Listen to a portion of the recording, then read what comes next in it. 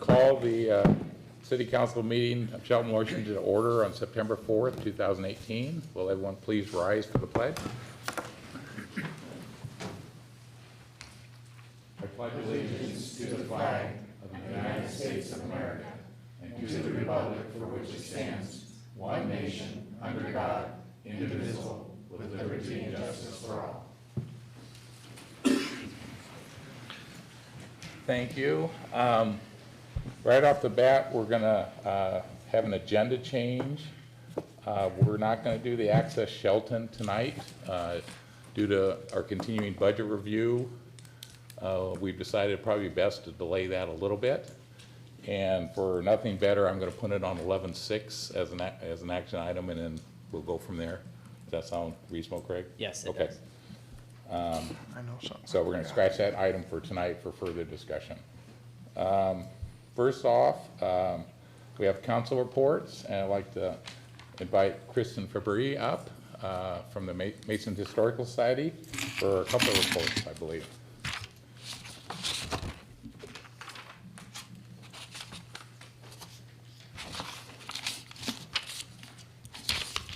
Hello, everyone, City Council members.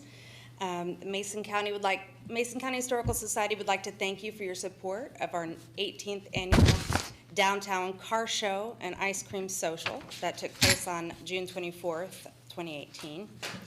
The weather was great this year, and we had about 380 vehicles register, which is a new record for the event, which was wonderful. We saw a lot of new people out.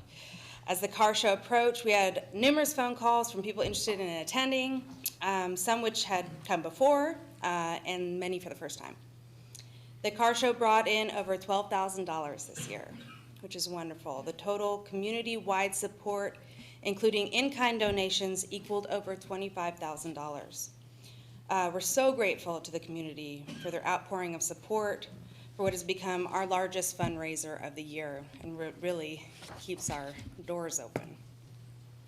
Our car show planning committee works all year long to advertise the event, gain sponsors, and collect donations for the raffle. This year we had over $6,000 of donated prizes for the raffle. The Mason County Historical Society also spent close to $4,000 for marketing and festival items, all within the local community. In addition to what is spent on the car show, there are many in-kind donations from businesses and citizens in the area, plus over 2,000 hours of donated labor. This includes 46 volunteer judges and 50 volunteers that donate to the Pie and Ice Cream Social. This event continues to gain popularity every year and has become something that local car enthusiasts, as well as those from well outside of the community have come to look forward to. We estimate that the event brought in close to 2,100 attendees, with 350 of these traveling from 50 miles or more. Of the attendees, we estimate that 18 were paid overnight stays, 55 unpaid overnight stays, and 30 were from out of state or country.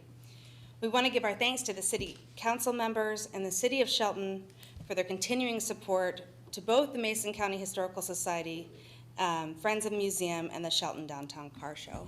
Thank you very much. Thanks, Kristen. Okay, and then I've got our second quarter lodging tax report for the museum. Again, we want to thank you for your support of the museum. A lot has happened in our second quarter of 2018. In April, we were lucky to receive a $1,500 grant from the Skokomish tribe, which we put towards updating our scanner and copier that was ancient, which was wonderful. So this was one of the first steps to allow us to quickly scan and add historical archives to our archiveinabox.com website space. Our new online archive will provide access to a number of historical archives, photos, and documents for the public to view. In April, Mike Fredson gave his annual downtown historical walking tour. The weather was great, and we had about 30 in attendance at that event. On May 20th, Mike Fredson gave a talk about artist Ori Nobles and Olympus Manor in Union at the Alderbrook Golf and Yacht Club with about 60 in attendance. We also had a booth at the Matlock Old Timers Fair, where we sold many local historical publications. This is always a good opportunity to share memories with Mason County residents and to attract new patrons to the museum that may not be familiar with the Historical Society. In June, we hosted a showing of The Ring of Fire at Shelton Cinemas as part of the Forest Festival festivities. Pictures and items from the movie were displayed at the museum throughout the month, as well as memorabilia from forest festivals of the past. Each year, we display the portraits of all the past Forest Festival queens. In June, director Kristen Fabry, myself, gave another presentation about the history of Hood Canal at the Alderbrook Golf and Yacht Club, with about 40 in attendance. Finally, last but certainly not least, on June 24th, we held our annual Downtown Car Show and Ice Cream Social. The fundraiser was a huge success that brought back many repeat visitors as well as many new visitors. We so greatly appreciate the community's support for that event. At the museum, we're currently working on building our online archive and continuing to organize our archival room. Our staff and volunteers continue to greet patrons of the museum, aid with research, write historical articles for various publications, compile our newsletter, and develop new historical programs and displays. In the last quarter, we received 861 visitors, with 140 from out of town, 43 from out of state, and 8 from out of country. The out of country individuals included people from Mexico, England, the Netherlands, Belgium, Ireland, and South Africa. Also, most recently, and very unfortunately, we lost the president of our board, Annette McGee. Annette was a force in our organization and someone I not only had a great deal of respect and admiration for, but was also not done learning from. I'm just trying to remember all that she taught me, and we're trying to make her proud in our endeavor to grow and improve the museum and preserve the history of the community that she served and loved so dearly. So I would like to say thank you again to the City of Shelton for helping us support us with this mission. Thank you very much, Kristen. Any questions or comments for Kristen? I have a comment. I went to the one, the Artists of Union, or Artists of, that Mike put on. Mm-hmm. It was really good. It's really nice. Yeah, it's a nice venue. So much information and a nice venue, so thank you for providing those learning experiences for the public. Yeah, absolutely. I'm glad you could make it. I know I was out of town for the car show. My brother was in town from out of state, and he has a classic car, so he goes a lot of car shows. He really liked the car show, so you entertained him for a day, so thank you very much. Good. It was a good year for it. But thank you, Kristen. Thank you. Okay, next on our agenda is Councilmember Dorsey is going to share some information about a letter of support for Mason Transit Authority. Yeah, I'd be glad to. The City of Shelton is pleased to offer our support for Mason Transit Authority grant applications to sustain existing services and assist in providing needed replacement of vehicles to further public transit in Mason County. Now, they're applying for grants that are given out by Washington State Department of Transportation. It's not something that City of Shelton is competing for, and we're hoping that they get them because they provide services for the elderly, handicapped, young, old, and the general public to get to places like school or the hospital or the grocery store or to work. So I just wanted to, or actually they wanted me to present this letter of our support for them getting these grants. So very good for our community. Thank you.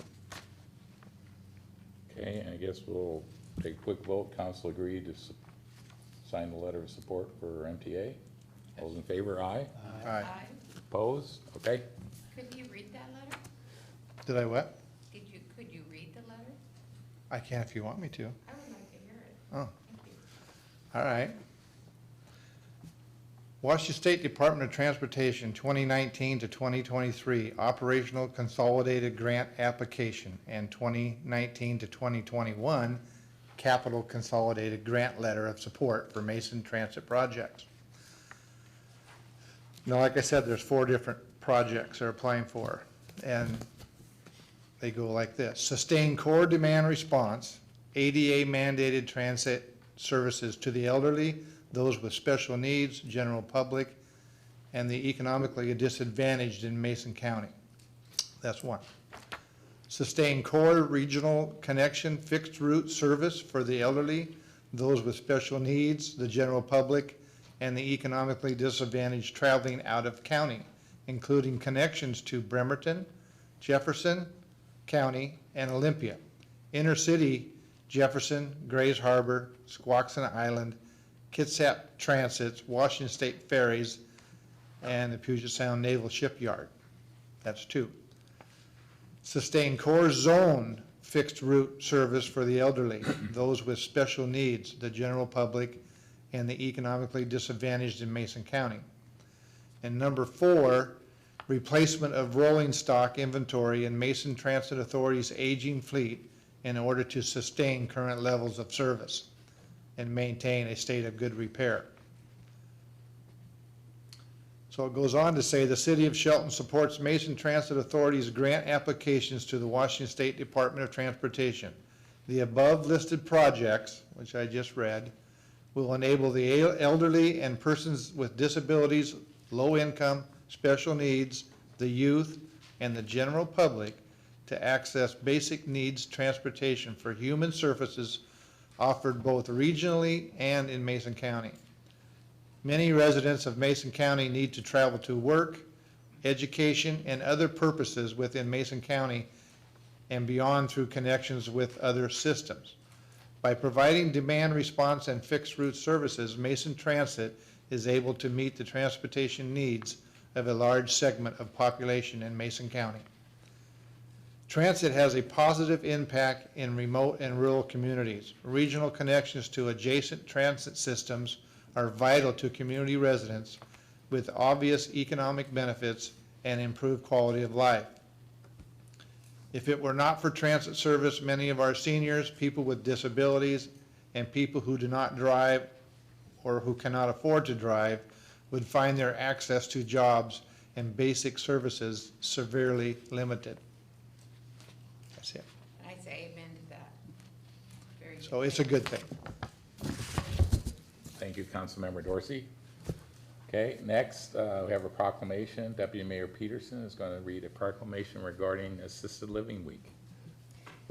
Whereas residents of assisted living communities are active members of the larger community, offering their knowledge, life experiences, and involvement, their past contributions continue to be a vital part of the City of Shelton's rich history, and their ongoing participation deepens Shelton's identity. Whereas assisted living is critical long-term care service for older adults and individuals with disabilities that fosters choice, dignity, and independence, assisted living communities are committed to excellence, innovation, and the advancement of person-centered care. Whereas in 1995, the National Center for Assisted Living established National Assisted Living Week to honor the contributions of assisted living communities in providing long-term care to America's seniors and individuals with disabilities. Whereas this year's theme of National Assisted Living Week is Capture the Moment, which hopes to inspire assisted living residents to enjoy the present while celebrating the past. Whereas Capture the Moment is also meant to encourage assisted living staff to focus on the little, everyday interactions with residents to continue delivering high-quality, person-centered care. Whereas during this special week, assisted living communities across the country are encouraged to organize activities and events which celebrate the deep connections between the dedicated staff members and residents. Now therefore, the Shelton City Council hereby proclaims the week of September 9th through 15th, 2018 as Assisted Living Week in the City of Shelton. We urge all citizens to volunteer in assisted living community, to visit friends and loved ones who reside in these communities, and to learn more about how assisted living services benefit the City of Shelton. Thank you, Deputy Mayor Peterson. I think we need to vote on proclamation, and is there any discussion? Okay, those in favor of supporting this proclamation, say aye. Aye. Opposed? Okay, proclamation accepted. Thank you.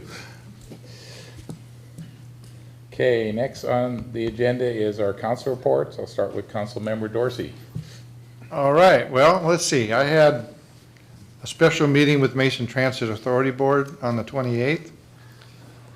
We had a ribbon cutting for Painted Hearts, is that correct? My Painted Heart. My Painted Heart, okay.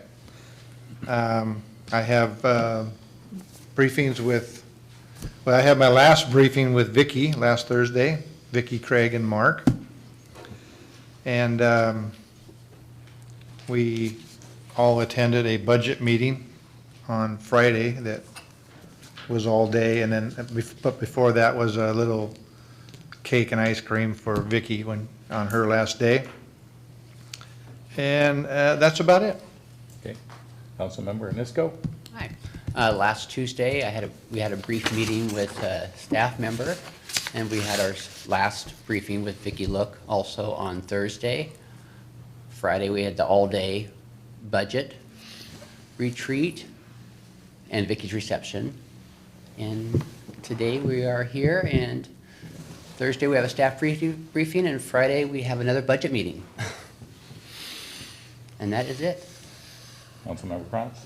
Been out of town for about a week and a half, so I've missed all the fun and excitement, but I am planning on attending our Criminal Justice Board meeting next week. And I did want to take this opportunity to really say what a blessing it is for the city of Shelton to have a gentleman named Mike McCarty come in here as an interim city manager. I've known Mike for a long time, worked with him on a lot of different things on local and state issues, and I just tell you, I think he will be a very, very good person to have during this time frame for our city, and I'm looking forward to him working with us in a couple of weeks. Thank you, sir. My week, other than attending budget briefings and other briefings, I will be attending a Mason County Housing Authority tomorrow. Also met or discussed certain issues with various constituents, one of which is a vacation that's kind of in limbo, and I will bring that up hopefully for an agenda item in the next week or so. And I will be attending a dedication of the Sierra Pacific Industries new mill week from this coming Monday, which is pretty exciting for me. I just like to speak to Vicki Look. As a new council member, I really appreciated her honesty, her forthrightness, and her ability to be calm in situations that I'm not sure I'd be calm in. And I really appreciate her, and I think I'm going to miss her personally. I think most of the council or all the council also miss her. So she's probably not going to watch tonight, but I just want to put that out there. Deputy Thank you. Mayor Peterson. In the last few weeks, I've had various meetings with constituents, as well as the special budget meetings. We also have, in addition to Sierra Pacific's mill, a number of ribbon cuttings coming up through my world in both the chamber and as a city council member. So looking forward to those. Well, I'm back after 2 weeks in Iceland. And guess what? There's no ice in Iceland. Just thought I'd let you know that. Good to be back. Had my left board meeting this morning. I have a briefing on Thursday with Craig. Budget meeting on Friday. Next week, another briefing and budget meeting again, and welcoming Mike McCarty aboard. So. Councilmember Schmidt. Good evening. To speak on the budget meetings, we're basically having budget meetings every Friday. The council, in collaboration with the city staff, and thus far things are going really well. Despite somewhat of a bleak revenue outlook, but we're working pretty hard with city staff on that. We've committed to basically meeting weekly until we get our budget issues sorted out moving into 2019. So we have a pretty aggressive schedule, and I do appreciate all the work that the city staff is doing to help us right the ship and move into 2019 on a good note. Outside of that, dedication of SPI, really looking forward to that, as well as MaceCon board meeting and the EDC board meetings next week. That is all. Okay, thank you, sir. You're welcome. Okay, now's the time for open public comment. Donna? We have Mary Eagleson.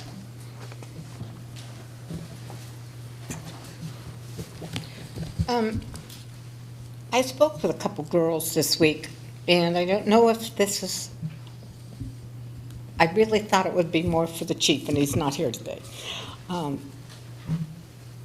I've spoken to 2 or 3 girls in this town in the last year, and one I just spoke with the other day and she was picking up some medicines. She's really stressed. She had been raped and went to Shelton Hospital, had a rape test, but the case got dropped. Perpetrator got to go because there is no nurse, registered nurse, that can do or sign off on a rape kit here in Shelton. She would have had to go to Olympia. She didn't have a car, and nobody could take her. So the guys get away with it. And if they know that in this town, that's why girls are vulnerable. And I think something has to be done, because I don't think that's something that I would want in my town. I don't think that, no offense to anybody, but women should not be treated that way. If they're raped and they go to our hospital, somebody there, or maybe they should have called in somebody. But if she had a rape test here and they said, yeah, it's you know, they knew she was raped, you just don't dismiss that stuff. And I don't, you know, I thought maybe the chief would be here, maybe it was more of his problem, but I don't know if it's something you can look into, but I think it's something that's got to be looked into one way or another. Or maybe you guys can talk to Eric Moll, who runs all of it, or whoever, for the hospital and everything, and see what can be done so that this doesn't happen.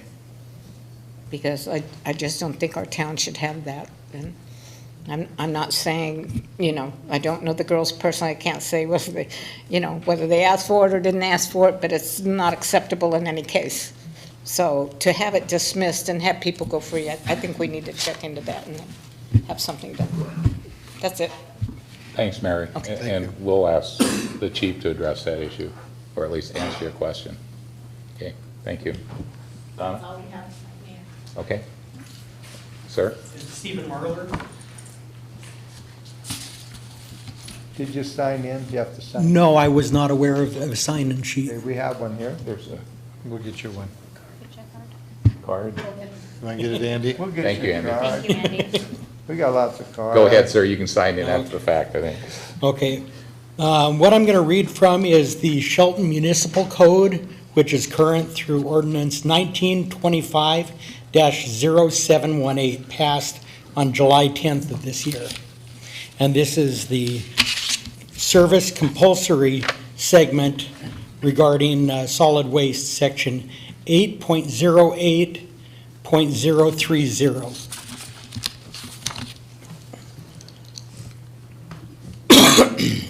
A, compulsory. It is compulsory for every person in possession, charge, or control of any structure within the city to take a collection service provided by the city for refuse. It is compulsory for every person in possession, charge, or control of any house, dwelling, multi-unit residence, apartment house, trailer court, or any building put to residential use to take recycling services provided by the city for recycling materials. Failure to make such service shall not exempt any party from payment of the regular charges established for that service. The city may, when unusual or extraordinary circumstances prevail, grant an exemption from compliance within this section. The city must approve any service level for collection of refuse for all customers. Okay, to that effect, I've been a long-term resident of Shelton, as well as my wife, and we have recently, through the unfortunate death of my wife's mother, taken ownership of her home. It happens to be next door to our own home, and my son is at the opposite end of the block. We're the only tenants on that side of the street, on that city block up on Capitol Hill. I am disabled and on fixed income, and have limited, additional money to throw out there. But when I contacted the city after having the water disconnected, and then further contacted Mason County Garbage to have the garbage discontinued from her home because there's nobody living there, and no one planned to live there because it was her home, and it's not a rental unit. I was told that there was a compulsory mandatory garbage collection for every structure in the city.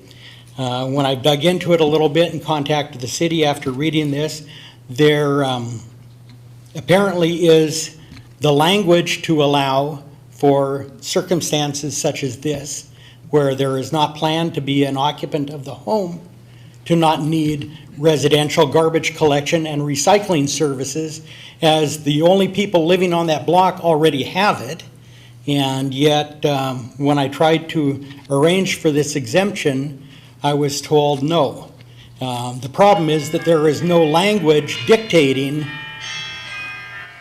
what an exceptional circumstance may be to this ordinance. I don't see how we can have an ordinance without the language that specifically dictates what would be an exemption to that service or not. It's incomplete. Thank you, sir. Time's up. Make sure you fill out your card so we have your contact information. Thank you. That it? Okay. So now we're going to move on to the consent agenda, and I'm just going to mention one thing. I've had questions on the consent agenda, but we should address those up front before we get into the consent agenda being read, because once it's read, it's basically set, and we vote on it as a whole. So if you have any questions on it, in case we need to pull something off the consent agenda, do it up front prior to the reading of the agenda. So are there any questions on the consent agenda? Mr. Mayor, I'd like a clarification on payment to Mason County Sheriff's Department for $18,097.92. Do you know what that is for exactly? It doesn't have to be followed up with immediately, but something to. Without having the vouchers here to look at, I don't know what it was for. I believe it's the beds. I believe that's Bed. our monthly charges, Yeah. but yes. Just was looking for clarification. Okay. You want no issue with pulling that out as far as just clarification? Okay. So Donna, could we have the consent agenda read, please? Yes. Vouchers numbered 18427 through 18522 in the amount of $180,252.52. Payroll warrants numbered 2118 through 2272 and 3802 through 3806 and 18281 through 18303 in the amount of $741,686.42. Thank you. Is there a motion to approve the consent agenda as read?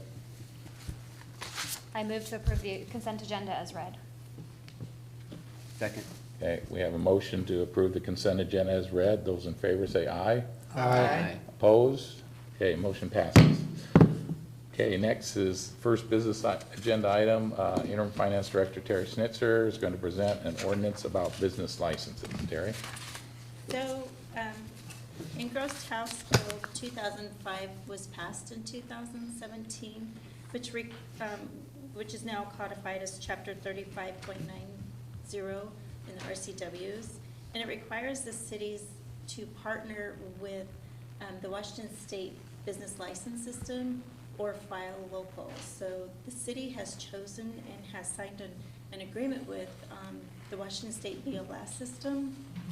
And but with this, it requires a few changes to the ordinance, and it needs to require some language change to where it says engaging in business within the city, and then the city needed to decide how to handle businesses that were doing business under $2,000.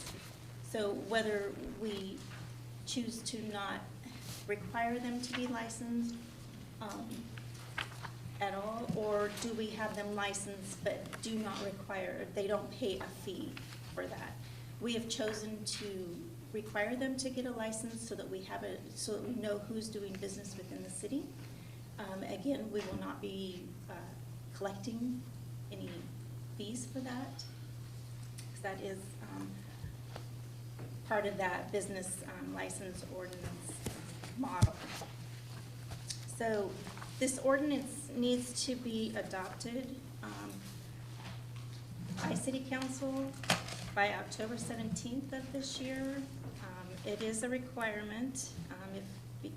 If we don't do it, we will not be able to do license within the city. So we're just asking if you could put the ordinance on the action agenda for September 18th. Okay. Thank you. Questions from the council? How do we know that their gross sales are going to be $2,000 and not 20 or 30 or 40? It's basically on the honor system through the state. Well, and Terry, if I can speak to that perhaps, this was something that came up during our conference at Association of Washington Cities in one of the seminars. And my understanding is that after the first year, they will have reported back to DOR and they'll have a figure. So if it exceeds that $2,000, the following year they'll be required to license themselves within any of those cities. Do they have to prove, do they have to have a paper trail of proof that it's less than 2,000? Not for the first year. It's the honor system for the first year, and following that, Department of Revenue receipts. So whatever they report to Department of Revenue is what they're required to file within. And why, I wonder why they're doing the first year honor system. I don't believe they have a mechanism in place, so it just gives them a place to start. Okay. I think it's great. I think we're going to actually find more businesses than we knew we had in the city of Shelton. I'm not real thrilled at the 11% processing fee they're going to be charging people. $11? 11%. No, it's $11 for the renewals. Oh, it's $11? I thought it Yeah, was $11 percent. on the renewals, and then it's gonna be $19 on top of our fee. Our fee is $30 currently for the renewals and $35 for the new business license. So it's $19 for the, any application fee, that goes through, plus our fee of $35. Any other questions or comments? And just for general public to have a bit of background on this, essentially this streamlines the business licensing process so that when folks are registering with Department of Revenue for their state business license, they can indicate in what cities they will be doing business and simultaneously apply for licenses in those cities. So rather than going online and getting their state business license and then coming down to the city of Shelton and applying separately, it's all done as one process. So it will take some of the staff load off of our current system, but there will still be some back and forth with the state in terms of collecting those revenues and ensuring that folks are registered and reporting accordingly. Thanks, Steve. Okay, I have a first reading of ordinance number 1926-0818. Ordinance number 1926-0818, an ordinance of the City of Shelton, Washington, relating to partnership with the Washington State Department of Revenue for the purpose of issuing business licenses and amending Title V of the Shelton Municipal Code. Okay, do we have concurrence to move that to action item on September 18th? I Yes. concur. All right, thank you. Okay, next, interim assistant city manager Craig Greger is going to talk about a joint venture for the adoption of a solid waste comprehensive plan. Thank you, Mayor and council members. Presenting to you tonight, the Mason County Solid Waste Advisory Committee Comprehensive Solid Waste Management Plan.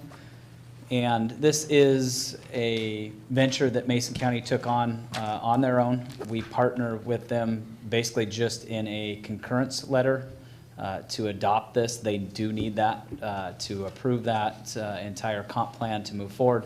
But basically, it's much like any other comp plan. It's an overview of what they need as far as infrastructure, rates, and the overall health of the solid waste system. And since we are contributing to that, we are a partner within that. And back in 2006, we did sign a resolution basically defining our role within that and the requirement for the letter of concurrence. And that has recently been completed, and it has been on us for quite some time. I have had it for a while and just haven't gotten to it, so we are asking at this point to move forward with that.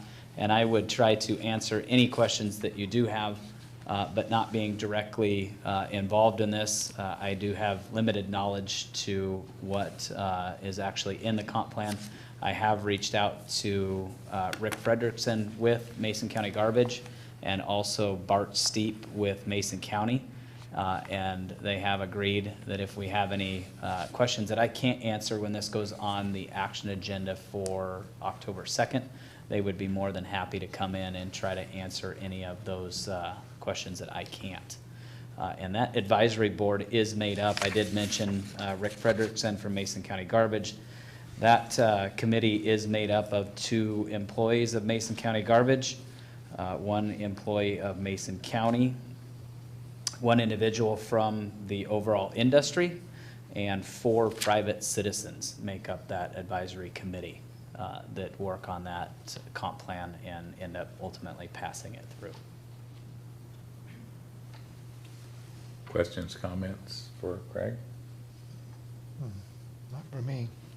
I have Anybody? a couple you may not be able to answer. I will do my best. Okay, the Republic contract basically covers both the transportation to the Roosevelt landfill and the actual disposal, not the rail transportation or the trucking transportation from Mason County Down transfer south. station to the landfill and the landfill costs. That's what's included in that That is charge. my knowledge of it, Okay. yes. All right, With Republic Services, okay. yes. And one more, on one page, they had, in their revenue stream, they had a refuse tax Shelton. Do you know what that is? They do have, I'm trying to remember what it actually is, but yes, they do have a refuge tax that goes, well, it goes to, I believe it's a pass-through through the state to them, but that is certainly something that we can get an answer to for October 2nd. Yeah, I just like to know what that is. Yes. Yes, Okay. we will certainly. Do you remember what page that's on I there? have it 168, I don't know if there's a PDF 168 or the document 168. Thank you. Okay. Yeah, we will certainly look into that. We'll bring you back an answer to that question Okay. on October 2nd. Thank you. All right, no other questions? Do we concur to move this to action item for October 2nd? Yes. Right? Thank you. Next, we have, okay, we're skipping action item F, so we're on to residential paving contract from interim Assistant City Manager Gregory about the contract that's going to be ongoing soon, I assume. Yes, we hope to get this started fairly soon before the real rains set in on us. We did put these off quite some time, hoping that we could get that to couple up with one of the other paving projects that we have had planned to get a better cost on ultimately an economy of scale. So we did put it off until the end of the summer, but we did go out to the MRSC small works roster and did get back 5 responsive bidders, and ultimately Granite Construction came in as the low bidder at $213,769.75, which is slightly more than the $200,000 that was originally budgeted. So we are just slightly over that, but with the overall market right now, that is a fairly solid bid, considering they did range from in the 275 range down to the 213. And we have worked with Granite Construction in the past, and they are a very good contractor for paving. Questions, comments? I think it's great that the people who voted for the Transportation Benefit District are seeing big projects and small projects as promised, as the 20 blocks a year, the downtown to connected project, and I think it's great that we're actually getting some of this work done and look forward to getting it all done in the next few years. And with the road rating program being completed, we certainly will be able to spell this out in the future and let people know exactly where they land on that list so they can know when we're coming to their neighborhood. Greg, how many do you have prepared now? I know I've seen at least 6 myself. They are almost all prepped at this point. They're almost all prepped. They're prepped, and basically we'll have to go back and just do a final pass over with the grader on Yeah. them to get them fully ready a day before, and then likely block them off for the contractor to come in and actually pave them. And a lot of them didn't have much prep to them. It was Right. basically a maintenance of them, and what we normally do is go out, we do grade those roads, shape them periodically. So really, it was just tuning those up and making sure that they were to the shape and consistency that we wanted to actually put pavement over. So more of a maintenance issue than really refining the actual project roads. What was your estimated start time for paving? We've estimated that to be September 24th. 24. By the time we get this signed off on today and get them paperwork out and actually work through that with Granite, we anticipate that'll take a couple of weeks.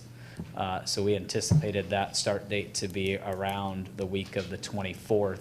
And then that contract has a 20 workday contract, so they would have to finish up sometime by late October. About So a month. hopefully dodging the real rains that normally come in mid to late October, so getting all of those finished up before that does come. And unfortunately, we don't know where they stand at this point. They were also involved in the operator strike, most of their operators within their paving outfit. So we don't know where they're at as far as workload goes, but as soon as we get them final paperwork, they do have 20 working days to complete that contract. So no matter where they're at as far as workload goes, they do have a requirement to get that done within that 20-day work period. And I assume from your statement, they're not one of the contractors that has currently settled. Is that correct? Or do you I'm know? not sure if they actually settled in the last couple of days, as many of them did. A lot of those larger contractors did settle. Some of the smaller ones have not, and I'm not sure if Granite was actually settled theirs, but I'm sure lasting a couple of weeks, they've got some backlog in work at this point, whether they settled or not. Anything else from the council?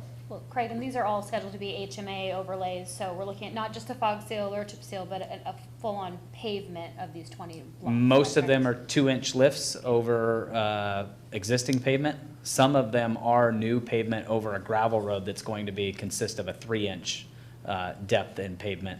We also did just one kind of variance to that down, not a residential block, but a much-needed block to be paved. The section of Front Street between just to the south of the alley between Railroad and Coda on Front, and then around the corner where the old liquor store was at, Cut Rate Auto Parts, out to the light on Coda from Front to First. We'll get a 3-inch overlay. That's subgrade's terrible down there unless you go in and spend hundreds of thousands of dollars in subgrade. We're going to try to put a 3-inch overlay over the base that's there now.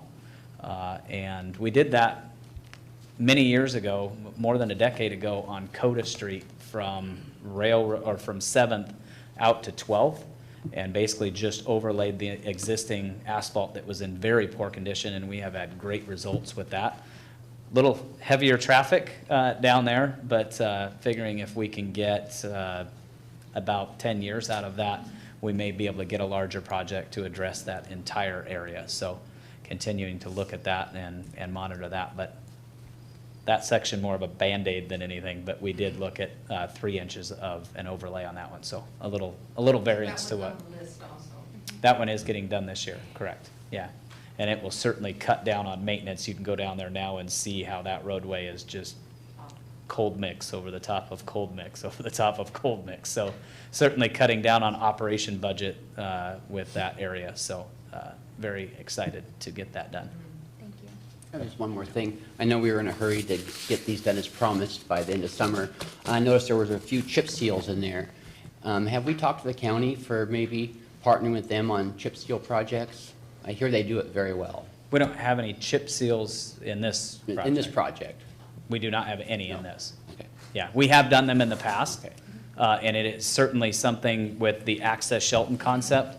that we are looking at as far as maintenance, whether that be a fog seal or a chip seal. So certainly we will enter into those conversations with not only Mason County, but also private contractors as far as fog seals and chip seals to see where we can get the best price. But hopefully we can partner with the county and get some things done along with them as we used to. And we were pretty happy with what we got out of the county chip seal program for many years that we use those. So rekindle that relationship and hopefully work with them in the future as far as our maintenance goes on some of these roadways that aren't to the point where they need an overlay, just maybe sealing up the cracks and those kind of maintenance operations. Anything else from the council? Thank you. Anyone signed up for public comment? Okay. Do we have a motion? I move to approve the 2018 residential paving contract by authorizing the council to sign the project award form and authorizing the mayor to sign the construction contract once it's returned to the city for final execution. Second. Okay, we have a motion to approve the residential paving contract. All those in favor say aye. Aye. Opposed? Motion passes. Next, we have interim finance director Terry Snitzer to go over, present ordinance about revising the budget for 2018. And as you know, we've been working, thank you. As you know, we've been working for months trying to reconcile this 2018 budget. And so with that, I'm going to turn it over to Sandy. Good evening, council. Dean Sandy. This is our action item from what we had brought to you back on August 21st with our longer presentation, and we're not going to go through that whole presentation again tonight. I'll just go over some highlights from that. I do want to point out the only one change that has been made to the list of adjustments since the 21st was really just a move of an adjustment between departments. So there was $1,000 for public defense trial expenses. It was listed under court. It's now listed under its correct department of legal, but no change in the dollar amount or any substance of that, really just a change in the department listed on your adjustment sheet. As Terry mentioned, we've been working for several months to try and update and correct the 2018 budget, so we have a good platform for the rest of the year as well as going into 2019. Several different types of adjustments were needed for this budget. We had housekeeping type adjustments, which are really updating the beginning fund balance for each fund, and that happens regularly every year once the 2017 or the prior year's books are closed and we know the true ending fund balance. We update the beginning fund balance in the current year's budget to reflect that, so those are included with this. We also had a couple departments that had carryovers, so unspent funds and budget in 2017 that needed to be carried over for expenses and projects in 2018. Those were in the street department and in court, court related to jail fees. We had several items that needed correction for the 2018 budget. The 2018 budget was adopted without any additional expenses for the change in council structure. So adding 4 additional council members, additional equipment, and training and such items like that were not included in the adopted budget, so we need to account for those. Also corrections to fix all of the personnel budgets that didn't originally get adopted for correct COLAs and insurance rates, distributions across departments, and changes in FTEs and those like items. We corrected for those. Several new items that have come up since the adopted budget that were needing to be accounted for and that we're correcting for. Some addition of new positions, HR manager position and a recreation coordinator position. Recreation coordinator position being funded 60% by the SMPD. So those 2 new positions, as well as some consultant type positions, myself included, Bob, Jean. We had the CPA firm that was hired to complete the last 2 years, 16 and 17's financial statements. And then we've hired FCS Group to update our indirect cost allocation model, which they're currently doing. We also had some adjustments just to kind of help reconcile the budget to what's actually happening in the reality. So we've had additional jail costs based on contract increases and usage, so we're recognizing some additional funding for that. The prosecution contract had been adjusted, so increased fees there, recognizing that the budget was too low and insufficient for our credit card fees, so we're increasing the budget for that, as well as just then several retirements for like such as PERS 1's retirement, some separation agreements, and adjusting for the budget to account for those. So it's kind of a whole list of varying types of items, many one-time items that will not carry into next year, a few ongoing such as the positions like HR manager and recreation coordinator. Those will obviously carry into next year, and we're factoring those into the 2019 budget as we prepare it. But that is you have the full list of adjustments in the packet. There's a separation for general fund only that lists the one-time and the ongoing so that you can see the difference between those. And there's also an attachment that includes all the adjustments by line item per fund. If you have any questions about any specific adjustments or those, I'd be happy to answer. Otherwise, I think we're recommending the approval of the ordinance. I have a question. On this expenditures down at the bottom, the streets professional services 2017 carryover. Can you explain what that is? Yes, that was the. It was a carryover from services that weren't completed in 2017, so they're being carried over to 2018 budget. Okay. Trying to think on the actual contract at the moment. You know what it is. But yes, it is for an uncompleted project that was in 2017 that we're just carrying over for 2018. Okay.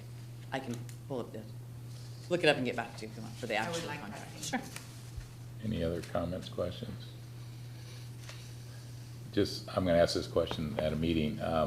The 2 years that we're behind on our financial statements are into the auditor, and the state's going to be out, you said, fairly soon to do it. They're actually already The here. auditors are in the office. Oh, as we speak, okay. They've All gone right. home for the evening, but they will be back Okay, tomorrow. all right. But yes, they have not indicated a timeline for us.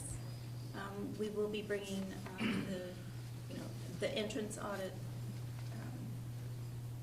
soon, within a couple weeks Okay. of them starting. So. All right, thanks. So, anyone sign up for public comment? Okay, no public comment. May we have a second reading of ordinance 1927-0818?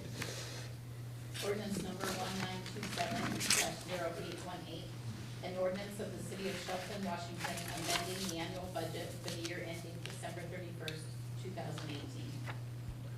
Do we have a motion?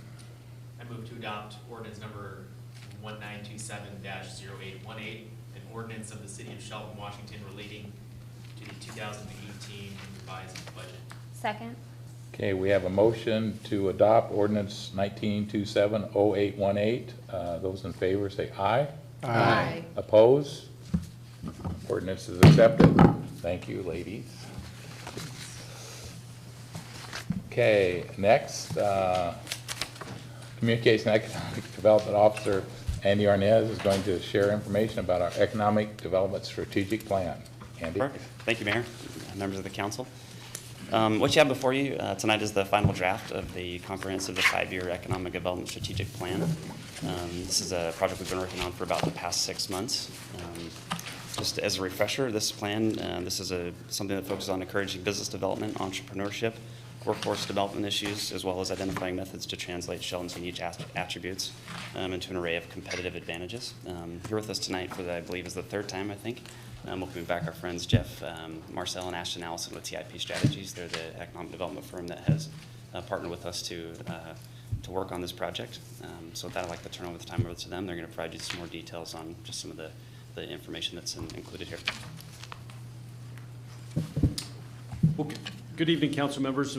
Mayor, council members, it's a pleasure to be with you again. I'm Jeff Marcel. I'm a senior partner with TIP Strategies, and I'm joined by Ashton Allison, a consultant with our firm as well. We provided you an update to our strategic plan back in June 19th, and we're excited to be with you today to give you a brief overview of the draft plan. I believe you've had an opportunity to take a look at it. We've put together a PowerPoint presentation that'll give you a quick overview of the plan, but then we'd like we're available to respond to any questions that you have about the plan as we move forward. Can I proceed through the PowerPoint? Please do. Excellent, thank you. This is what we would,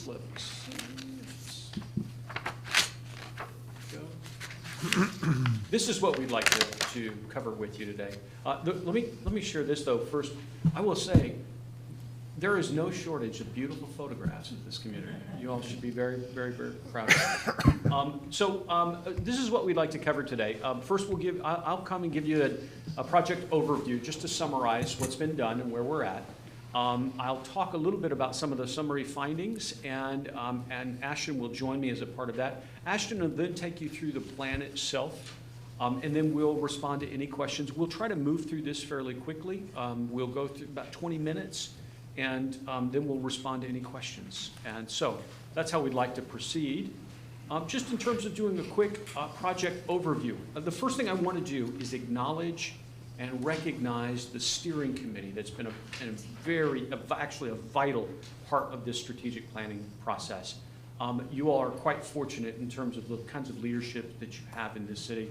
And these folks, I just cannot say enough of the contributions that they've made. This is not the TIP strategies plan. In reality, this is their plan. They've provided a tremendous amount of input and shared a lot of their time and insight with us. So I want to recognize them and thank them. We were asked in the very beginning of this project, back in February, that when this process started, you asked us to be as transparent through this process as possible and encourage as much public engagement through the planning process as possible as well. And I will tell you, we have gone through an extensive amount of public engagement. This is a quick overview of all of the folks that we've engaged with, but we've contacted and reached out to people through surveys and through one-on-one interviews and focus groups and workshops as well. So we've tried to generate as much conversation in the community and eliciting comment from the community as possible in developing this plan. This is just a quick reminder of the purpose of this plan and the goals. Really what we're talking about, you asked us to come in and put together a 5-year plan for economic development for the city. We've looked at county-wide opportunities, and because we know that the city doesn't operate in a vacuum, but and there are a lot of wonderful organizations that support economic development, not just in the city and in the region, but in the state as well. But we really spend our time and attention focused on what should the city do to encourage economic development within its jurisdiction, and that's where we spend our time. This has been the timeline, and we have, as you can see, we started back in February, and we have been on task, on time. I think we're one day over the allotted 6-month time frame that we put together. But I want to say we have only been able to meet this really aggressive timeline because of this support of the city, this team here at the city. Andy and everyone else at the city has just done a remarkable job. I can't say enough about their contributions as well. So I wanted to do a quick summary of our findings. We're not going to spend a lot of time on this because back on the June 19th, we spent a fair bit of time. As you remember, we took you through our strengths, weaknesses, opportunities, and threats analysis. But we've tried to just quickly summarize these today in looking at a brief summary of the conditions in the city, just in terms of past and present. And the things I'd highlight is that I think everybody appreciates there's been limited economic growth. There's been a limited amount of resources dedicated to economic development in the city. And then one thing I will mention, and we talked about this last time, there is an internal negative perception sometimes that happens in the city. The city is incredibly hard on itself, the people that live here, especially given the incredible assets that exist in this community. You all are so fortunate with the kinds of organizations that you have, the kinds of businesses that are here. The city's really, I think it's incredibly well positioned, and it's something to be very, very proud of. And so under the future area, these are really the things that we've thought about where this is the potential that the city holds. And so that we spent a lot of time directing our energy in towards those things. I'm going to turn it over to Ashton to take you through just a few of the data points that we've gathered. Thanks, Jeff, and good evening, council members. Thank you for having us today. As Jeff mentioned, this is what we call our Shelton by the numbers, and in your packets we've gathered a wealth of information with regard to demographic and economic statistical data, and see these are some of the highlights, key economic indicators as we call them, and they are population growth, educational attainment, commuting patterns. We looked at those both on the city level and the county level, as we mentioned during our last meeting. number of household jobs, and then the unemployment rate are some of our key economic indicators. And as you can see, some of these figures represent some challenges for the city of Shelton, but as you all know, where there's challenge, there's opportunity, and there's immense numbers of opportunities we're going to talk about here in a minute. But this is kind of the synopsis of the quantitative data. As a part of this plan, we also conducted what we call a target industry analysis, where we look at a specific set of target or industries from 3 different angles, basically. And we feel like our firm has a balanced approach where we look at the quantitative data, the qualitative data, which is what we've heard through that stakeholder engagement that Jeff mentioned earlier, and then some of the strategic guidance, strategic insight that we bring as a firm with 23 years plus in the business. And so these are some of Shelton's key industries, and we've split them into both established sectors and then what we call emerging opportunities. And the ones that are highlighted in bold are the ones that we've recommended as target industries. And they are actually, we've done an extensive analysis in your packet, the target industry analysis. We've done profiles for each one of our recommended target industries, like I said, from a quantitative perspective and then from a strategic perspective as well. But just in short, and I'll present just a couple of high points from these. Healthcare is obviously an established sector and was the leading job creator in 2017, and the highest number of jobs that were created since the recession was in the healthcare sector. Now, while we do understand and want to recognize the importance of healthcare, it's not considered a local sector. It's a traded sector, meaning it does, or I'm sorry, it's a local sector, not a traded sector, meaning it does not bring in that new money from outside the economy. So while we do recognize it is an important industry to the city, it is not one that will be part of a targeted business attraction initiative. Likewise, state and local government, you all know this. This is the high concentration of state and local government in Shelton. Again, a traded sector, not a local sector, or a local sector, not a traded sector, sorry. But we do recommend retail. And retail, just a few stats on this. This was as of 2017, this was the 3rd highest ranking industry in terms of jobs, and this is on the 2-digit NAICS level, which is the North American Industry Classification System.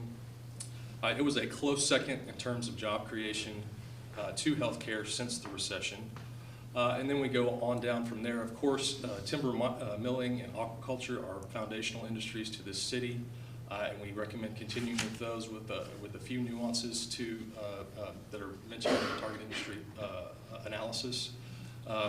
Specialized agriculture, we feel like there are some really outstanding opportunities as far as hospitality and tourism, given your proximity to the Olympic Peninsula, your location on Highway 101, your involvement with the Explore Hood Canal marketing group, tourism marketing group, and just the immense number of outdoor recreational opportunities and frankly scenic appeal. I tell Jeff, I think every time we come here, I'm just looking forward to my trip to Shelton because it's such a peaceful setting to do business. I'm sorry I missed the car show. It sounded like So this is, in a nutshell, this is our recommendation on target industries. We feel very confident about this.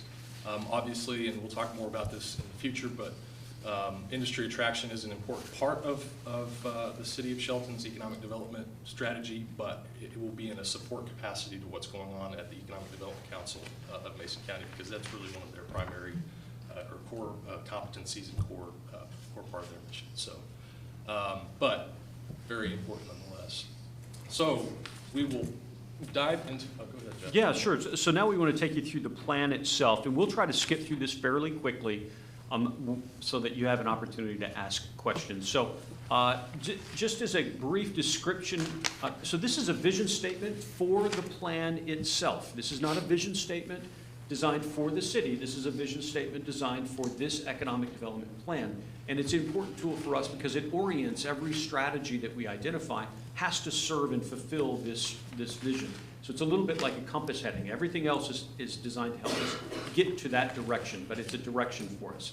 And I want to say this was, the steering committee did a fantastic job during the visioning session to help us come up with this visioning statement. This is the strategic framework for the plan itself. It's made up of 5 different pillars. And I think you should think about a lot of this as almost foundational kinds of programs for the city to make sure that it has a solid economic development program in place. The first is putting together the city-specific economic development program. The second component is establishing an economic development committee that will help advise that program. Internal marketing, you heard me reference earlier that we'd like to build some enthusiasm and some civic pride about the opportunities that exist here. That way everybody in this community is telling good things, telling their friends and neighbors outside of Shelton what a great place this is. And then we have a whole category focused on place and talent, and then on industry attraction. And so let me ask Ashton to take you through each one of these fairly quickly. Yeah. So our first goal here, the develop and formalize the city's baseline economic development program, and starting with number one, the business retention expansion program, or what we sometimes refer to as BRE. This cannot be understated as one of the most important things that is a part of the city's economic development program. The U.S. Chamber of Commerce estimates that, and this figure is often debated, but anywhere between 40 and 80% of all new capital investment and jobs in the community are from its existing employers. So they cannot be ignored. And when people think about BRE, sometimes they just think about business visitation or going out and making sure businesses are okay, that their needs are being met, that they're being nurtured, that any expansion and growth plans are made aware. But there's a lot of other facets and angles to look at business retention and expansion. They're a good source of testimonials for marketing campaigns, both internal and external. They're a fantastic source of data because there are a lot of great public sources of data and proprietary sources of data, but your BRE visits, your existing employers, and the data that they provide is real time. And data is some of the best you can get for various economic development initiatives. And lastly, it's BRE, or the health of your existing employers, is a great barometer to new employers, to the ones that you're trying to attract and recruit to the area, on the existing health of the community and how happy they are in the community. So we've made recommendations in the plan to this effect. We feel like, again, this is one of the more important things to emphasize as a part of the foundational activities of the city. Secondly, the economic development and workforce partnerships. There's some outstanding economic development groups already in place in Mason County and the city, including the Chamber, the EDC, as I mentioned before, Olympic College, the Workforce Development Council, Pac Mountain Workforce Development Council, and we've made recommendations in the plan about specific partnerships to make and relationships and partnerships to cultivate and nurture there. As far as external marketing, and when we say external marketing, we're talking about outside of Shelton versus inside Shelton residents. And we're recommending establishing an economic development specific brand and promoting that brand. Probably most important on this strategy is building out the website. Currently the website has a limited presence, and websites are the #1 source of information, not only from an economic development standpoint, but just in general. I mean, no matter what industry you're in, a web presence is necessary today. But there's been multiple studies done about how site selectors, corporate relocation consultants, and audiences that are most relevant to the economic development profession that look to that as their first source of information. So we've made some specific recommendations there, and we'll talk a little bit about our budget recommendations in year one, which includes the website as well. Also monitoring online and social media channels. I know that there's already an effort in place on the city level, but this would be more economic development specific and not just social media centric, but also monitoring things like the city's Wikipedia page. This is oftentimes the first place that people look when they're doing research on a city. And that stuff is open source. It can be edited by anyone. So someone who is actively monitoring that information, making sure that Shelton is shedded in the most favorable light is an important marketing tactic. Then the last two strategies there, resources, and we'll talk more about this one in a moment too, but we're recommending that the city establish a full-time city economic development manager versus the half-time that is already in place, and like I said, we'll talk about that in a minute. And then establish some measurable outcomes. We say many times that economic development is one of the few disciplines that really creates a higher return on what you invest, if done correctly. And so, but to make sure that we are accountable to the public and to you as a city council, we've established some relevant metrics, including new employment opportunities, locations, expansions, market property values, and tax revenue.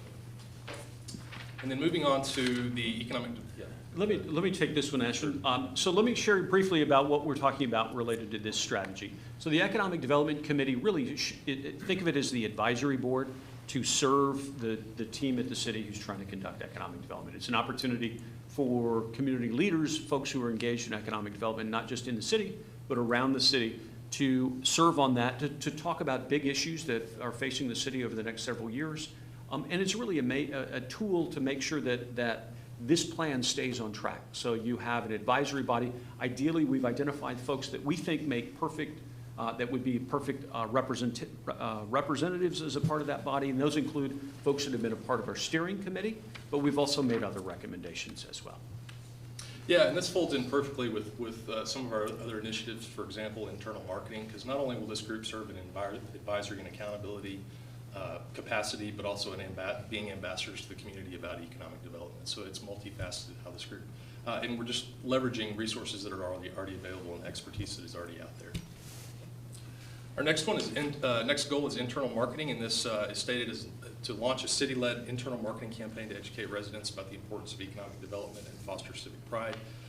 The stakeholder outreach that Jeff mentioned earlier, we learned a lot about attitudes and perceptions of Shelton residents, and one of those things is that community pride. And so internal marketing is some specific communication channels and tactics to take to specifically speak to those audiences, not only about economic development and its importance, because we've found not only in Shelton but in many communities that we work with that there's a misunderstanding about what economic development is. And it's important that people understand exactly what it is and the importance to the community, like we said, the ROI that we were talking about earlier. Also, we've recommended to establish a buy local campaign to foster solidarity within the community. Next slide, place and talent. This is to support the creation of amenities that attract a 21st century workforce. Our economy today is increasing. There's been a huge shift from proximity to raw resources, for lack of a better word, or proximity to natural resources to that knowledge worker that is going to live first and work second. And so in acknowledgement of that, place and talent are two very important factors in people's decisions to live and work.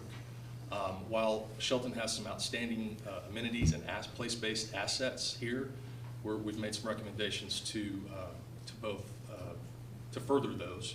And those include things like real estate development, which also includes initiatives to expand housing options.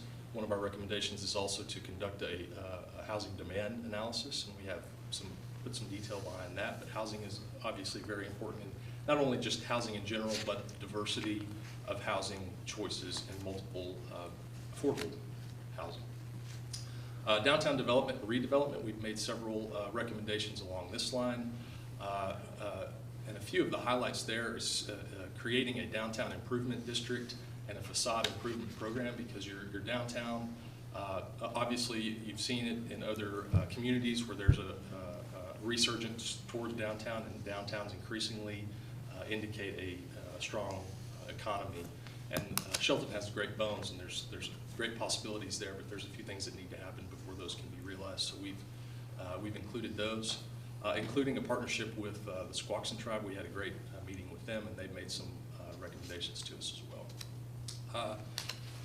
Talent recruitment and retention initiative. So we have, and this is probably more of a mid to longer term play, but we firmly believe, going back to what I said about place and talent being those two drivers of local economies today, in order to get the word out, we've made some recommendations to speak to talent and kind of capture the low-hanging fruit, which includes people who may have lived here before, worked here before, leveraging some alumni associations at local high schools and colleges to stay in contact with those folks, host events during holidays or times when they may be in town, those sorts of things, and educate them about what's going on in Shelton and the opportunities that are available.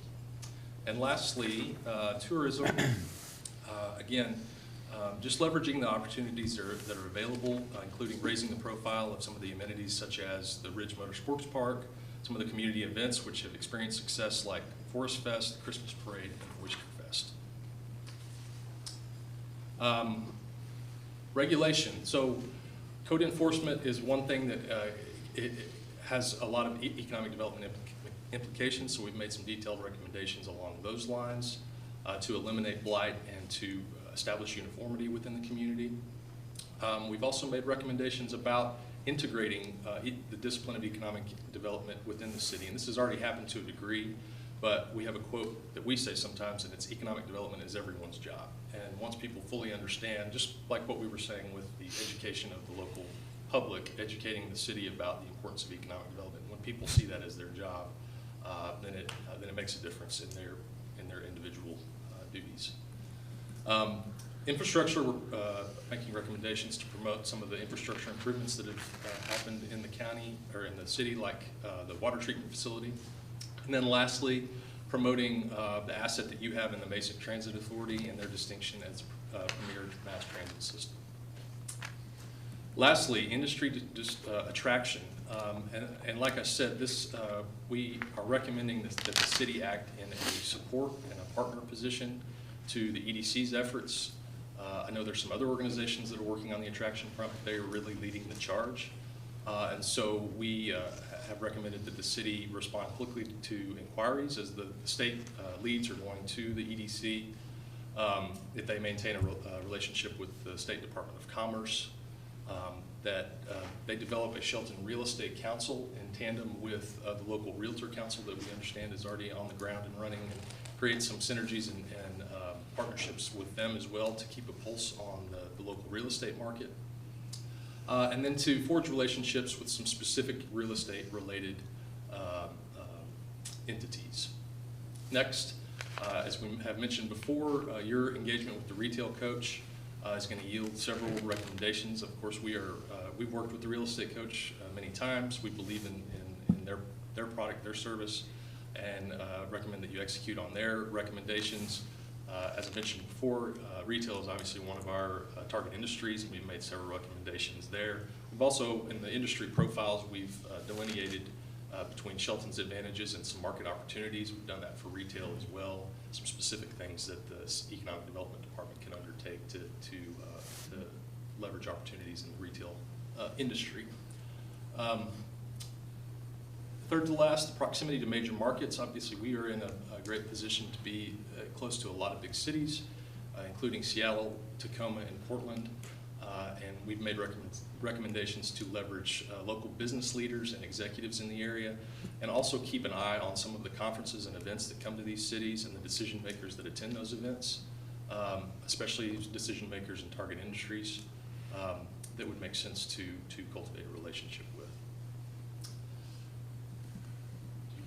Sure, let me talk about, I know this is probably something I know that you all looked at your leadership retreat last week, and this is a recommendation that we are making, and that's the increasing from a half-time position for economic development to a full-time position for economic development. As you can see, there's a tremendous amount of work to be done here. Now, we've tried to encourage the concept of collaboration throughout the plan itself, but there'll be a substantial amount of work that needs to be done, and we feel like the current half-time position that's going to be a very daunting task to have that person, especially in that first year, deliver on all of those kinds of activities. So that's the recommendation that we'll make there. And I would encourage you, and you heard this earlier, believe me, every community that we work in, we know that there are budget challenges and budget difficulties. Economic development, if it's done appropriately, done the way that we've encouraged, it should be a return on the commitment that the city makes in terms of new capital in terms of tax revenue growth.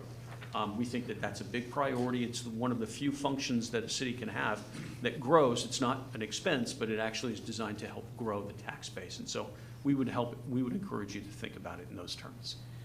The last thing we'll do is I want to share with you, this is the implementation matrix. We've talked about this a little bit, but this is the tool that once we have approval from you to move forward, we will flesh out, build out this implementation tool. This is the tool that's going to identify what of the strategies need to be done when, and the time frame and the metrics and milestones associated for each one of those. This is a tool that you will be able to adjust that the economic development team here at the city will be able to make changes and adapt. The plan itself, I promise you there'll be a strategy that's been identified that will change and adjust because market conditions change and adjust. But once we have approval from all of you, we will then build that out and then share that back with Andy and the team at the city. And it will also identify partners, whether if there's 2 partners that would be involved in implementation, we'll identify that in the matrix as well. So that is the presentation, and this is an example from Northwest Florida. We have not built out the plan. So I don't want you to. I was looking forward to a trip to Florida. Yeah. Just kidding. So with that, we're happy to answer questions. We know we covered a lot of material. We know that the plan itself is a meaty document. There's a lot there. But you asked us to be as diligent and thoughtful in this process as possible. We're happy to respond to questions after this meeting as well, or, one of the things that we've always, and I think I've communicated this before, anytime we work with the community, we feel as though it's a long-term relationship. So we want you to know we always will be a sounding board for you to help provide guidance and insights, and we want to make sure to maintain and nurture that relationship over the 5 years that you all are implementing this plan. So I'm happy to respond to any questions. Thanks, Jeff. Ashton, questions from the council?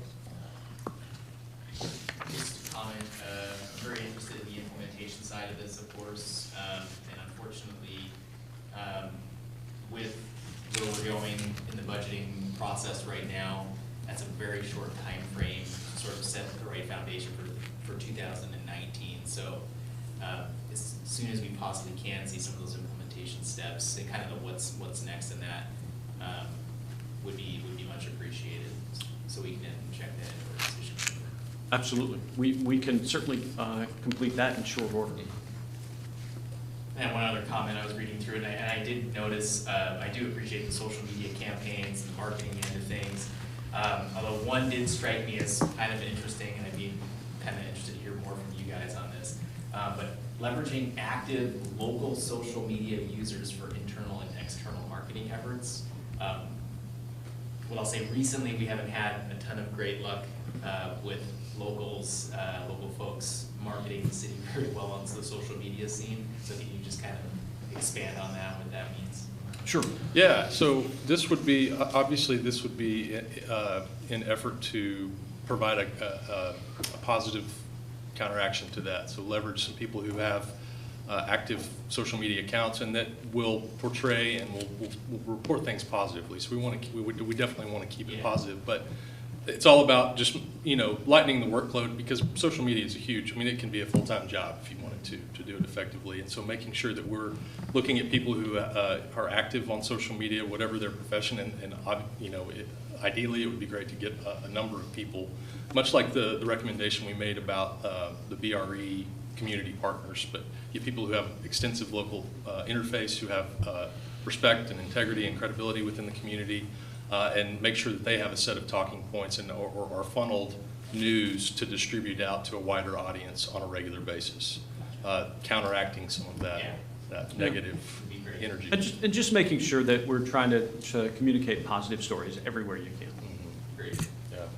And there's a, you get the third party, I guess, credibility there too, when it's not coming directly from the city, when it's coming from someone from another, and we often call them key influencers too, people who have, an extensive following, people respect, they have a lot of credibility in the social media sphere.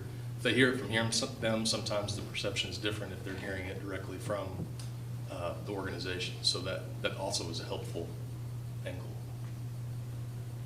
Anything else? Can you speak a little bit? No, go ahead. To the committee structure that you've proposed, and it appears that 2 of the seats are dedicated to folks that were part of this planning process. If this is in fact a standing committee that we anticipate will continue to work throughout the 5 years or beyond that, how do you see that transitioning as some of those folks may take on different roles within the community, and making sure that we're keeping a relevant approach within those committee meetings? Sure. So the reality is, it's your committee. Oftentimes these are called economic development commissions or city committees, and so it's a pretty common mechanism. But, and these are just some suggested kinds of folks that we, or organizational representation that we feel is appropriate. Those would be the folks who are actively involved in economic development in some capacity. But we also think it's really important to have community leaders involved. You want to make sure that the size of the committee is not so large that it's unwieldy, but I think it's pretty that you all have done such an outstanding job putting together the steering committee that for us it was just a natural transition. And that's oftentimes when we do this kind of work, that steering committee does transition into a committee.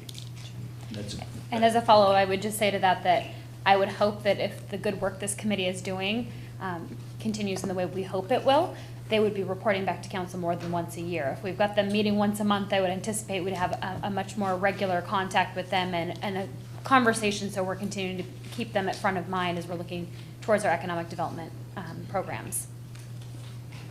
I had a data question, and I get confused on this every time I look at your numbers. The Shelton data, like the net inflow and outflow of employees, basically, that's really interesting data.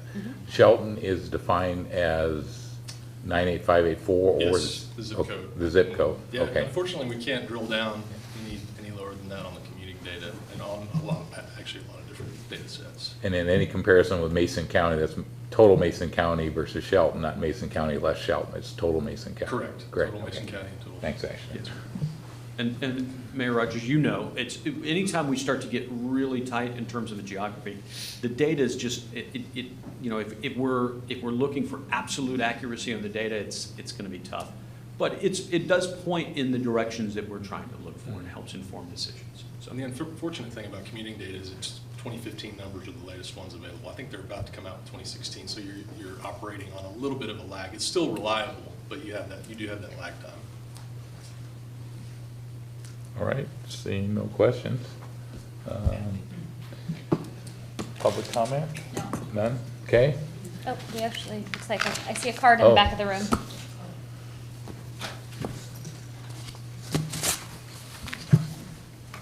I wanted to find out what these two said first. Jim Morrell.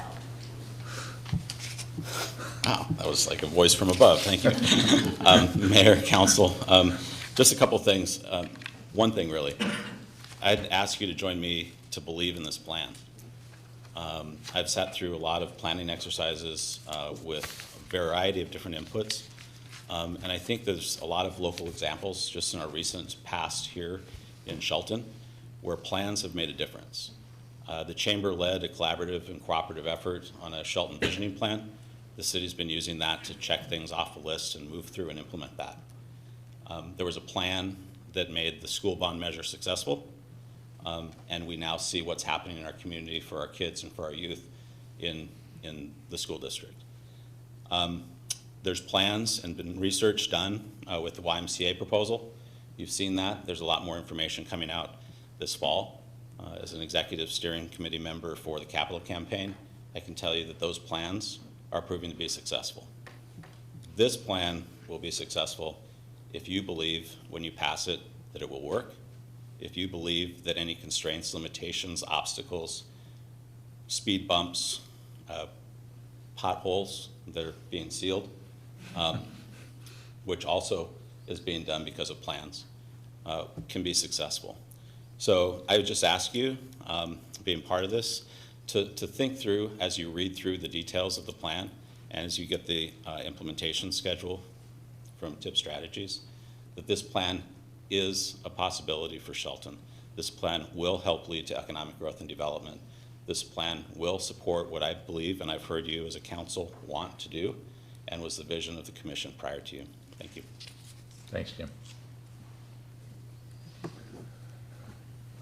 So, no further conversation. Do we have a motion? I move to approve the proposed economic development strategic plan. Okay, we have a motion to approve the proposed economic development strategic plan. Those in favor say aye. Aye. Opposed? Okay, motion passes. Thank you, gentlemen, very much. Thank you. Thank you. Thank you, Andy. Okay, last we have our interim city manager, Craig Gregory, will provide our city manager report. Thank you, Mayor, council members.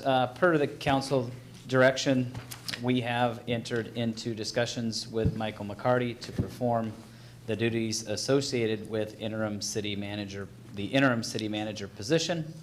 And we have reached an agreement per the terms authorized by the council. We didn't have the agreement completed for the packet. We have provided you a copy of that. And we do have additional copies at the table at the entrance to the chambers for anybody to review. But we are excited to have Mike come on as the interim city manager for the foreseeable future as we continue through the process of finding a permanent city manager. Thanks, Greg. And I apologize, I skipped this officially. So comments from the council? I already gave my comment. I think it's a good idea. I think it's a great idea. Great idea. Okay. I believe if we pass this up, it will be a huge mistake. Any public comments? I don't think so, no. Okay, so I move to ratify the agreement appointing Michael A. McCarty as the interim city manager effective September 17th, 2018, and lasting until a quorum of the city council or Mr. McCarty provides appropriate notice of separation of employment. Second. okay, we have a motion to appoint Michael McCarty as interim city manager. All those in favor? Aye. Opposed? Motion passes. Thank you. Now, Craig, for Now for the manager's the manager report. Just one thing to hit on tonight. I am very happy also to announce the appointment of Donna Nault as the interim city clerk and records officer for, again, the time period until we find a permanent city clerk. And that recruitment, I think, will start as soon as Mike McCarty gets on. And we get that out there. We have actually taken applications, but as far as the interview process goes, we will wait for Mike to get here before we move through that process. Yes? Can I ask you to do one thing? We were talking today about the delay in the road construction. So to that, the strike does continue with Pavetta Brothers Construction on the Basin 3 project. At this point, we haven't seen an overall delay of the entire project other than they are still within their working days, obviously at this point, but it could pose a problem in the future if we don't get this settled soon. It certainly could delay the downtown connector project, and ultimately, if we don't end up getting the first and Alder improvements done and weathering that over the winter and maintaining that is going to be likely a very big issue with a very poor subgrade down in that area. If that doesn't get some asphalt on it before we get into the winter months, that could be a very poor situation out down in that area. So we're hoping for the best to get Pavetta back working, and we have a construction meeting scheduled with them, even though they're not performing any work at this point. We have asked them to come down on Thursday to give an update and really try to nudge them as soon as this strike is over, that they bring out multiple crews to catch back up and get ahead of Wanch Construction doing the downtown connector project. So we are staying on top of it. We can only push them as much as we can, but at this point, we are giving them a gentle nudge to move forward. Any other questions for our interim city manager? Just thank Donna. Yeah. Is there any reason for us to put out any kind of a announcement about this strike? I don't think at this point. Maybe not yet? Necessarily. It's drug on for a couple of weeks. I think if we get into a longer and don't see an end to it, obviously with a lot of the larger companies settling, I'm hoping that we're not too far off. But certainly if this does linger on, we can certainly issue a statement. And for everybody's benefit, we certainly want to move that project forward. I went business to business the other day, and we are going to send out a press release just announcing really to support your local businesses that are affected by the construction, because I did hear a lot of good things, a lot of positive things, but some negative things that go along with construction that we certainly want to try to mitigate. So we will be sending something out, shop local, support your businesses down in the construction area. But we will continue to touch base with them and hope for the best that that project continues to move forward. But I think at this point, I think best if we see where it goes over the next week or so. Okay. And then we'll address that later on if it looks like. I was a little curious about it, because it not only affects the Basin 3 and the Connector Street project, but doesn't it also affect the schools? It does. Yeah. It does, yes. So. And our 20 residential blocks also. So that too. really everything going on in Shelton at this point, it is affecting one way or another. So Okay. Yes, well, hoping for an end to it soon. And this isn't gonna cost us taxpayers any more money to citizens any more money by this delay, as far as budget goes and. I would like to say that I could guarantee that, but there are, if this were to be an extended strike, and we did run out to, we do have quite a few funding sources that run out the end of June 2019. So if these projects aren't done, we have not had an issue in the past of renewing those, but I'm not going to say that it is absolutely out of the realm of possibility that you could lose some funding. It's not likely, but I would hate to say that ultimately it's not going to without a guarantee, and there is no guarantee with those funding sources that do expire. There have been citizens asking about these questions, and, just want to have an answer for them when they do ask. So if any of these projects run past June 30th of 2019, we do have to file for extensions. We have on a couple of those funding sources already that we had secured years ago and haven't had an issue with it, but we never know where that state budget's going to go either. So it would be in everybody's best interest to get these done by the scheduled time frame of June 30th.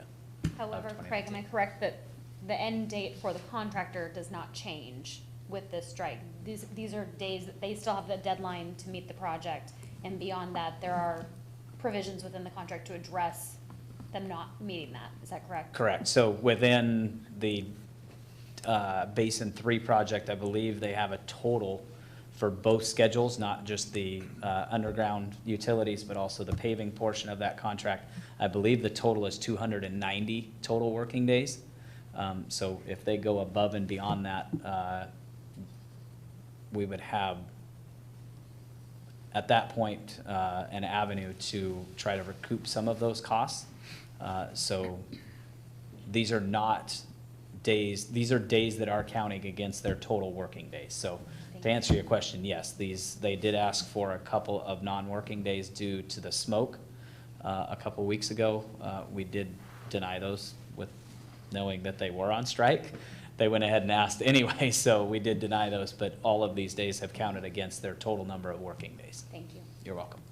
Their working days compared to the grants expiring, what's the difference there? How much leadway do we have between the two? I would have to calculate it, council member. I don't know right off the top of my head. We'll certainly bring that back to you next meeting. Okay, thanks, Craig. You're welcome. Okay, that ends our agenda for tonight. Our next regular meeting will be Tuesday, September 18th at 6 p.m. And right before that will be the Metropolitan Parks District meeting beginning at 6:50. So we're adjourned. 5:50, sorry.